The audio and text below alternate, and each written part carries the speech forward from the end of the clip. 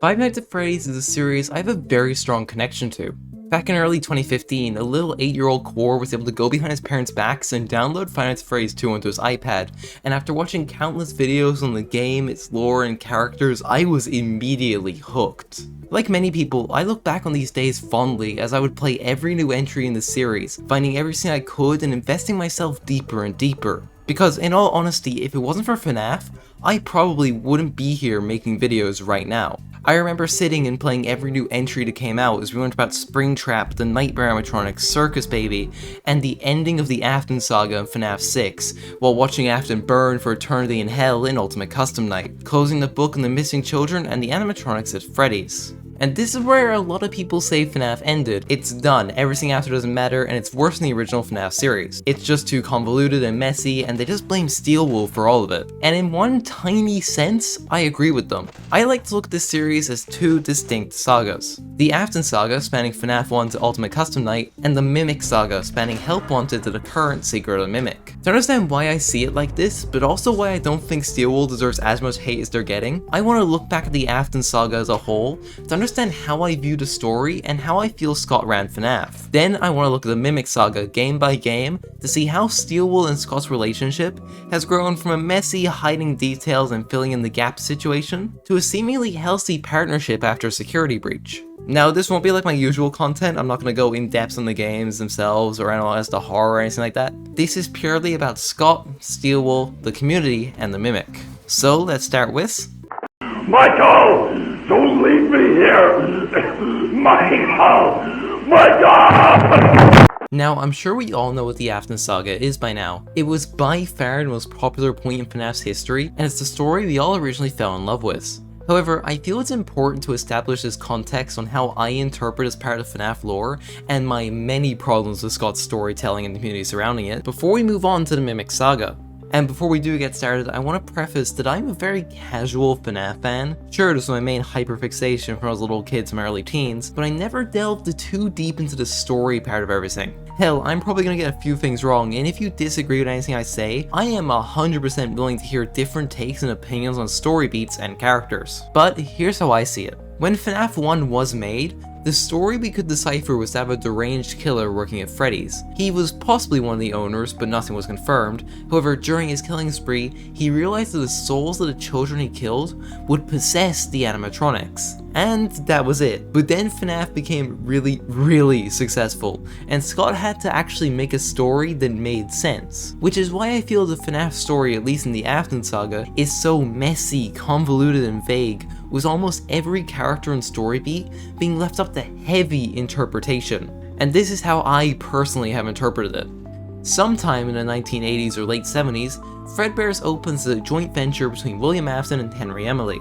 Then in 1983, the crying child, William's youngest son, is killed by Fredbear and Michael Afton, William's eldest.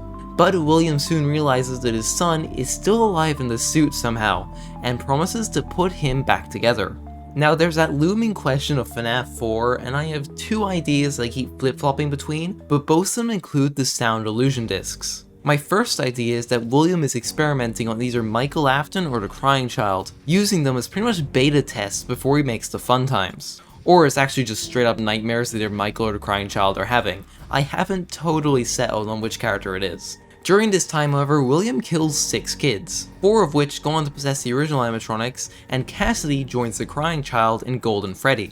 The final victim, however, would be Henry's daughter Charlie, who would go on to possess the puppet. A little while later, the FNAF 3 minigames happen, with William dismantling the original 4 animatronics and melting them into a molten remnant, going on to repurpose it for the fun times, which leads to Circus Babies being opened by William as a remnant farm, as his usual method of killing was effectively too slow.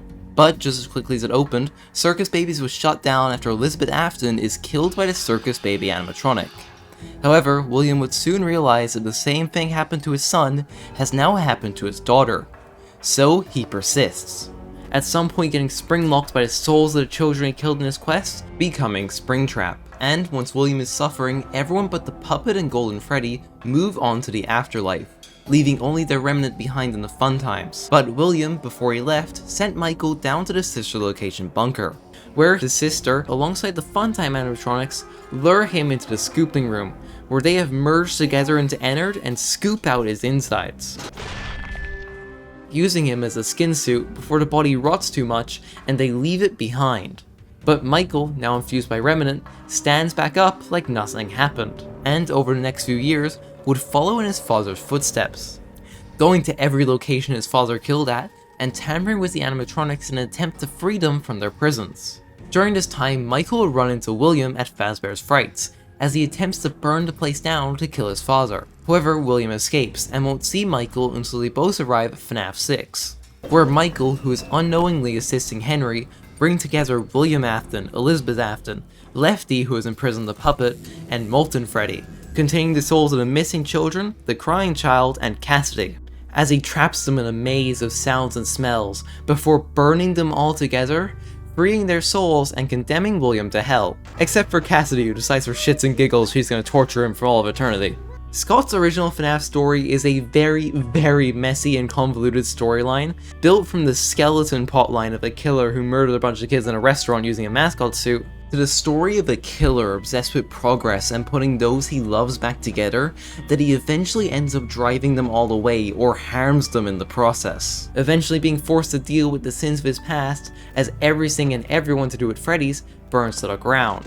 While there was no clear or established lore when this saga began, Scott made everything for the most part work, and it's overall one of my favorite stories to this day, even if all the finer details will never be solved. Which brings me to my main complaint about how we as a community view this saga.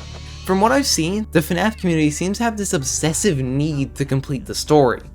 Every little detail needs to be solved, and I can't help but just sit here and be like, why? The way Scott tells his stories is intentionally very vague and obtuse, and we will probably never have a full story. Hell, I don't even think Scott knew the full story going into Ultimate Custom Night, and that's why he made all of those books, spin-offs, and movies to try and give us versions of the lore we can use to fill in the blanks for the main timeline. But there's a limit to this. Everything post 2019, I'd say, is when the Mimic Saga began, is pretty much all we're getting for the Afton Saga. There may be pieces of information here and there that slot very nicely into it, and don't fit into the Mimic Saga, but overall, the books we've gotten over the last few years all seem to be related to the Mimic Saga, and we can't just keep throwing things from the Mimic Saga, which is looking ahead of the series, to things that came before, unless they are specifically stated to being related, such as Edwin making the Mimic. But that's a whole other rant for another day, so with this setup out of the way, let's move on to May of 2019, when Steel Wool officially took the reins into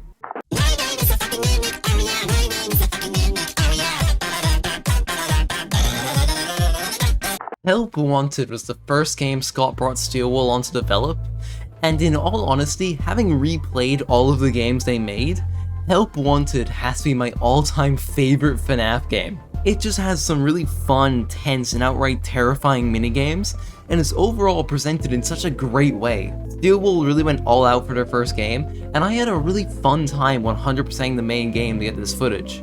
So who knows, I might just make a full video on this game someday. It could be fun because I just have so much to say about this game. Story-wise, we play as Vanessa, a playtester for Fazbear, and the same one from Security Breach. And during our playthrough, we find these purple glitchy tapes hidden in the levels. These tapes begin to tell the story of a character commonly referred to as Tape Girl, a playtester at Silver Paracel, the fictional stand-in for Steel Wool, who were originally tasked with making the game for Fazbear Entertainment. The game was made by the new owners to try and shed some light and humor on William's crimes, and make them out to be fictional events so the company can move on. Tape Girl recounts her encounters with Glitch Trap, and explains its origins to us. The drawers have been emptied out. Someone was here. I don't think it was spring cleaning either. No, there was plastic on the floor.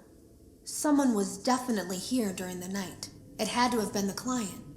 I mean, they sent us that stuff in the first place with no explanation, told us to scan it, said it would expedite the process so we wouldn't need to program any pathfinding ourselves. It was a budget thing, I guess.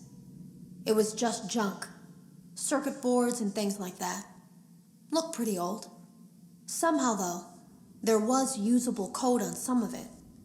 It seemed to take hold by itself. Things started changing. But then, he started appearing. At least that's what Jeremy said. Scanning old circuit boards that would make development go faster, only to find code that took hold by itself, causing Glitch Trap to appear. Wonder how that could have happened. The rest of the tapes focus on the happenings of Silver Power Cell, until we find the final tape, which gives us instructions on how to defeat Glitch Trap. So before we get to that, what do we know about Glitch Trap? Looking at it in 2025, it's pretty clear that Glitch Trap is the Mimic. And I'm stating that as clear as day because I have seen so much unnecessary discourse around this. And it's so heavily implied that I feel any child with an ounce of media literacy could understand it. Like, please, I can't hear another Glitch Trap is William comment, or I'm going to lose my already faulty sanity. This game, in universe, is made on making fun of William's crimes. Of course the Mimic is gonna latch onto him, especially since he has no actual presence in this, and it's just constantly brought up, so the Mimic's just sat there like, maybe I should take the form of this thing that's brought up. It's not here already, so I won't be interfering with anything. Like, on my hands and knees, I've seen people say that the Mimic wasn't set up or he isn't a defined villain, when quite literally we have been fighting this guy since day one of the Mimic Saga. Legit, day one, game one, a Mimic 1 program is here and present. Like, guys, Steelwool has had this planned out. They have a story and they have been feeding us crumbs since 2019. It's like if Scott was hiding Circus Baby's Pizza World posters in FNAF 1. Okay, they know what they're doing, just let them cook, I beg you. Now for the uninitiated or those who need a refresher before we get to Secret of Mimic talk and Ruin later in this video, here's a very summarized version of the Mimic, using both book and game lore to piece this together until Secret of Mimic is out. Edwin Murray was a contractor for Fazbear back before the original Freddy's was even conceived. He was tasked with creating both mascot suits and animatronics. Now, very quickly, Edwin and Henry are two separate people, okay? In both book and game lore, they are two separate people. I need to state this because some people have been saying Edwin is a stand-in for Henry. No, he's not. He's his own character. That's even said in the Secret of Mimic trailer. If I see one comment about this, I'm going to lose it. Edwin and his son David both live within Edwin's factory. David is a hyperactive kid with a stuffed white tiger plushie, and as much as Edwin likes to spend time with him, he's just so invested in his work that he doesn't have time for David. So he creates the Mimic 1 program, an AI made to mimic anything David does, allowing it to learn and adapt over time into the perfect playmate.